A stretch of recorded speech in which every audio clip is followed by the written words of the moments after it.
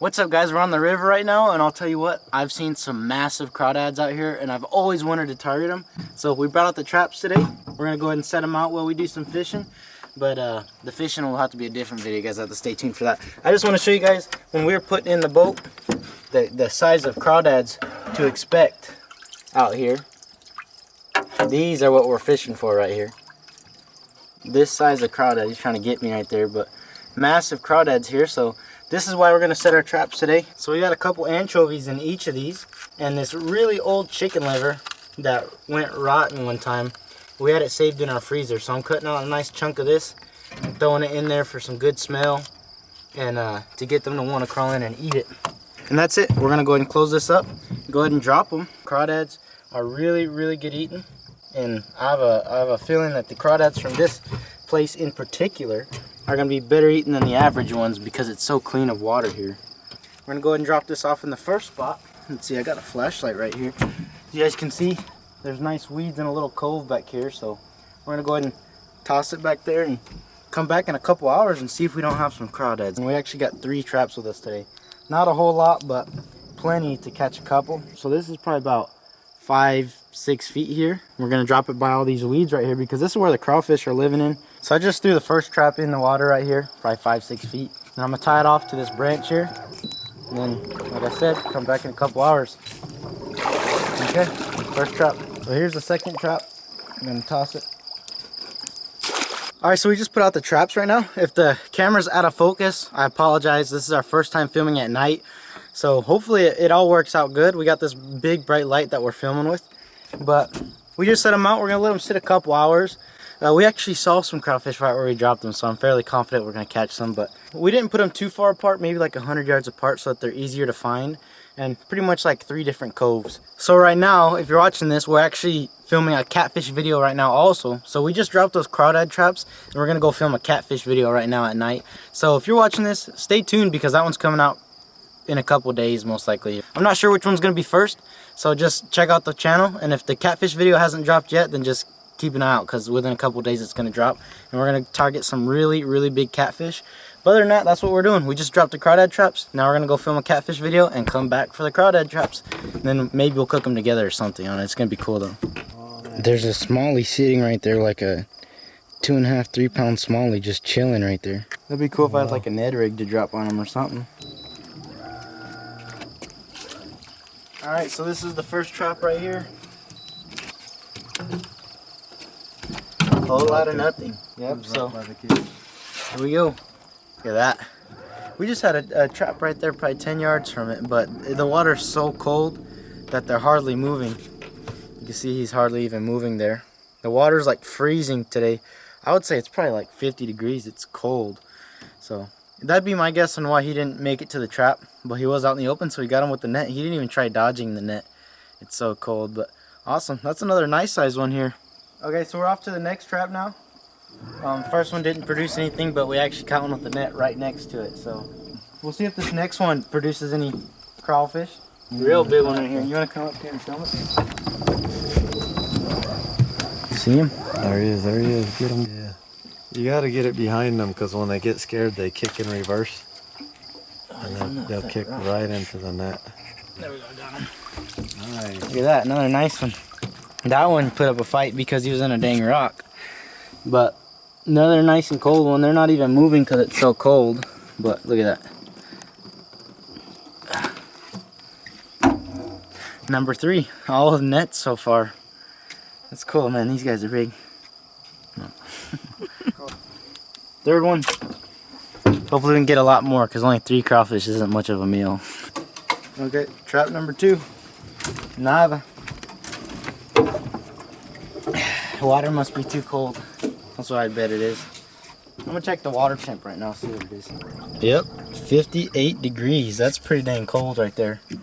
Especially for crawfish, because they're not something that moves a lot in cold water. They need fairly warm water to be moving a lot. Yep, the 3 we caught are big, but it's just, they're not moving a lot. Too hard, right? Because there's bugs all over me.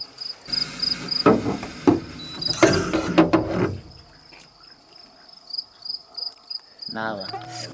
Well, good news is if we don't catch enough, we can eat the anchovies with it, huh?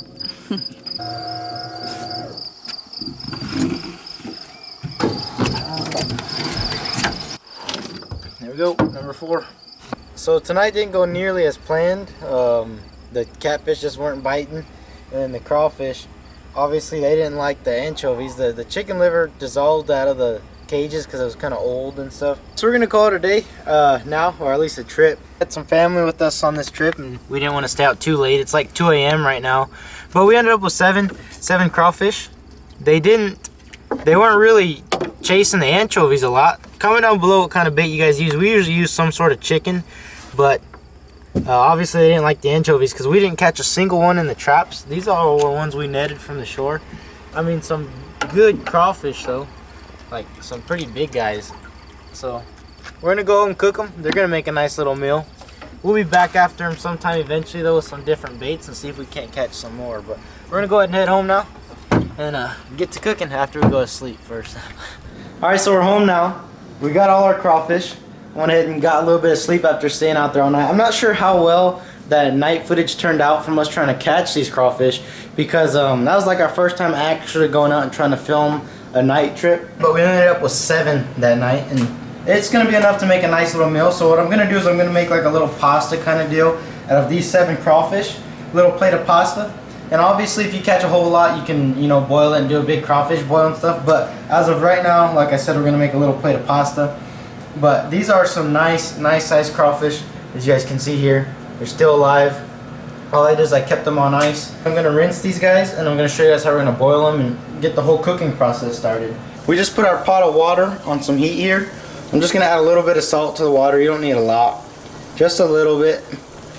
As it starts to boil, now this stuff cooking right next to it is actually gonna be in a different video, and you guys definitely don't want to miss that one, because that video is going to be super cool on how we're cooking whatever's mystery foods in this pot. But we got it on a high heat now. We're just waiting for this to get to like a rolling boil so we can cook our crawfish. Look at, I play. Ooh, ooh, ooh. He's trying to get me. Don't you hate when you're waiting for water to boil? Stuff takes forever. Alright, so we got our water boiling now, or boiling enough. We're going to go ahead and grab our crawfish here and dump them in. I didn't get a big enough pot to throw them all in at once, so we're going to go ahead and just drop them in individually. You don't want to overcook them. That's the biggest thing with crawfish, so we're just going to let them sit in a couple minutes. And there we go.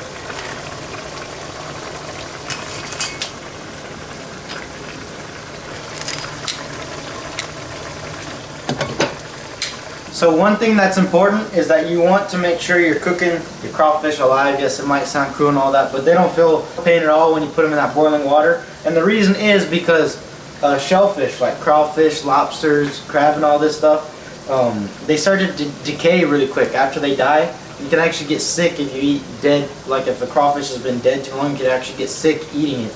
And I'll show you a cool trick also. After you cook the crawfish and you pull them out, one way to tell if it's dead is if the tail's straight after it's been cooked.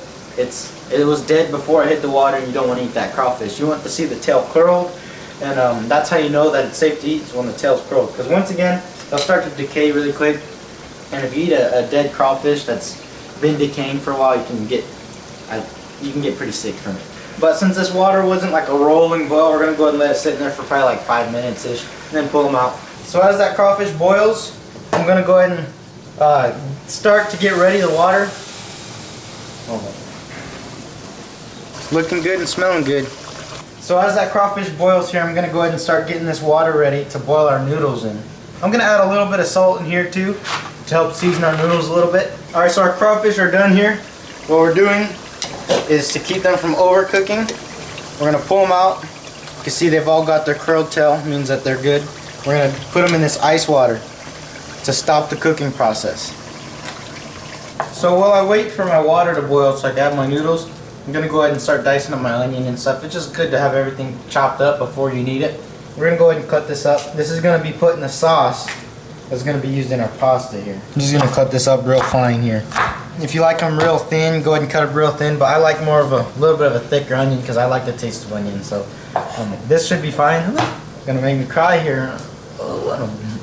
But yeah, just set that aside. We're going to use that in a minute. We got our pasta, rolling boil. Just going to go ahead and set that in there.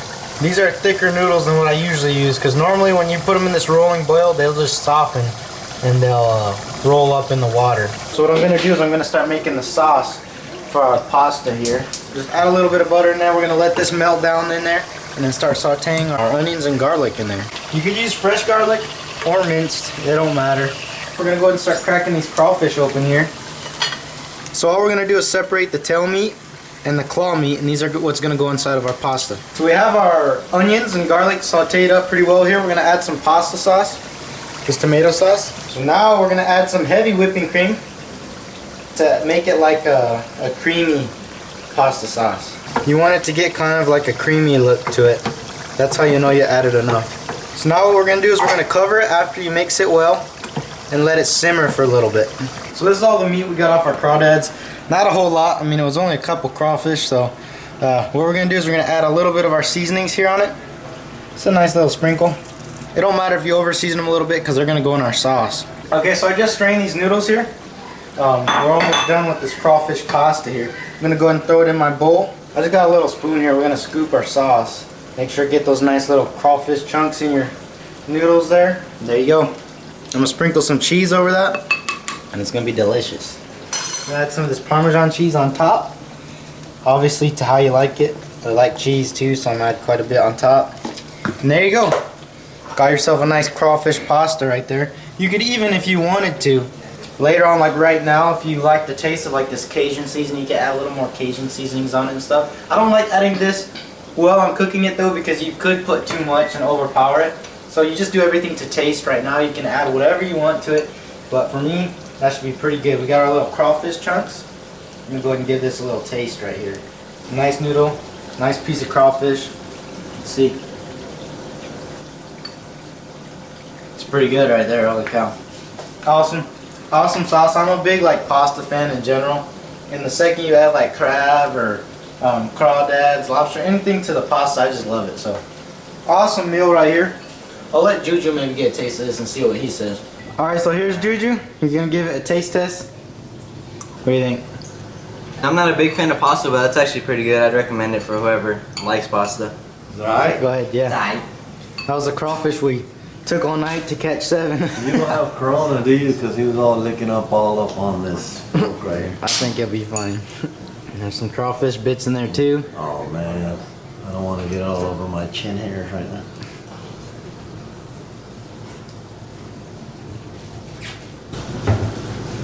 That's pretty good. Actually, really good. The pasta's real good.